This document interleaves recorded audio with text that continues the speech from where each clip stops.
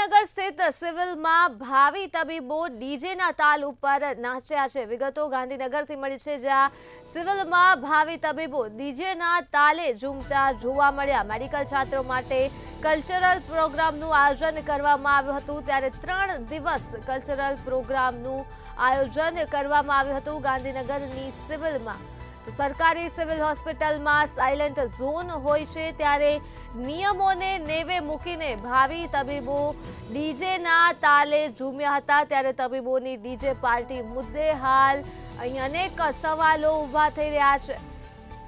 ગાંધીનગરથી આ માહિતી મળી છે, જ્યાં સ્થિત સિવિલમાં ભાવિ તબીબો ડીજેના તાલે ઝૂમ્યા, જેના કારણે સરકારી સિવિલ હોસ્પિટલમાં સાયલેન્ટ ઝોન હોય છે અને આ સાયલેન્ટ ઝોનના નિયમને નેવે મૂકી ભાવિ તબીબો ડીજેના તાલે ઝૂમ્યા છે, જેના કારણે અહીં અનેક સવાલો ઉઠી રહ્યા છે।